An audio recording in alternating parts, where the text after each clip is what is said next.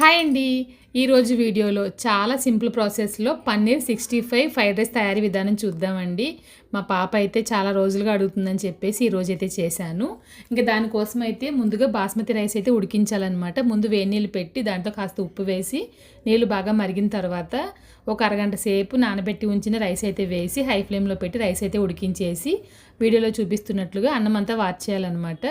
ఈ అన్నం వార్చే గిన్నె ఉంది కాబట్టి ఈజీగా ఉందండి. ఈ ప్రోడక్ట్ లింక్ కావాలనుకుంటే లింక్ అని కమెంట్ చేయండి. యూట్యూబ్లో చూసేవారైతే కనుక ట్యాగ్ ప్రోడక్ట్లో ట్యాగ్ చేసి పెట్టానని చూడండి. ఇంకా పన్నీర్ 65 కోసం అని చెప్పేసి చికెన్ 65 మసాలా కొంచెం వేసి పన్నీర్ అయితే ఫ్రై చేసి పక్కన పెట్టేసానండి. చికెన్ మసాలా వచ్చేసి వెజ్ నాన్ వెజ్ అయితే కాదు. ఇంకా ఈ ఫ్రైడ్ రైస్ వచ్చేసి ఎందులో చేయబోతున్నానంటే ద ఇండస్ వ్యాలీ నుంచి తీసుకున్న కుక్వేర్ అయితే తయారు చేయబోతున్నానండి. ఇంక ఇదైతే కొత్తగా లాంచ్ చేశారనమాట. ఇది వచ్చేసి 5 పీస్ కుక్వేర్ సెట్ అండి. ఇది స్టెయిన్లెస్ స్టీల్లో వస్తుంది, శాండ్విచ్ బాటమ్ వస్తుంది అనమాట. విత్ గ్లాస్ లిడ్తో అయితే వస్తుంది. ఇప్పుడైతే హోలీ ఫెస్టివల్ కాబట్టి 50% డిస్కౌంట్ సేల్ అయితే జరుగుతుంది అనమాట. ద ఇండస్ వ్యాలీలో మీరు ఏ ప్రోడక్ట్లు తీసుకున్నా కృపాట్ వల్ల అని చెప్పేసి నా కూపెన్ కూడా ఉపయోగించారంటే కనుక వాళ్ళు ఇచ్చే డిస్కౌంట్తో పాటు ఎక్స్ట్రా 12% డిస్కౌంట్ ప్రతి కుక్వేర్ పైన ఉంటుందండి. మరి ఈ అవకాశాన్ని అస్సలు మిస్ అవ్వద్దు.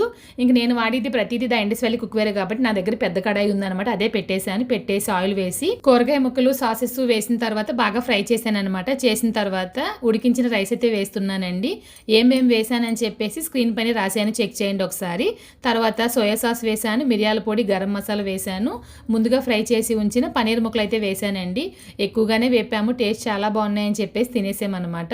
ఇంకా బాగా కలుపుతూ ఉండాలంటే ఒక 2 నిమిషాలు కలిపిన తర్వాత స్టవ్ అయితే ఆఫ్ చేసే ముందు మనం 65 వచ్చి ఫ్రై చేసాం కదా, ఆయిల్ అయితే యాడ్ చేస్తున్నాను అనమాట. దీనివల్ల ఇంకా రుచిగా ఉంటుందన్నమాట. ఫ్రైడ్ రైస్ అనేది చాలా బాగుంటుంది టేస్ట్ అయితేను. అంతేనండి, చాలా టేస్టీగా చాలా సింపుల్గా వెజ్ పన్నీర్ 65 ఫ్రైడ్ రైస్ అయితే తయారైపోయిందనమాట. పిల్లలు లంచ్ బాక్స్ కానీ పెట్టి ఇచ్చారంటే కనుక ఒక్క మెతుకు కూడా వదలకుండా చాలా ఇష్టంగా తిని బాక్స్ అయితే ఖాళీ చేసి తీసుకొస్తారు. ఇంకా మనం చాలామంది ఏంటంటే బయటే కొన్ని తినడానికి ఇష్టపడతాం కదండి. బయట ఎలా చేస్తారో ఏంటా అని చెప్పేసి ఒకే డౌట్గా ఉంటుంది. ఈ విధంగా తయారు చేయండి, 100% చాలా బాగా అయితే వస్తుందండి.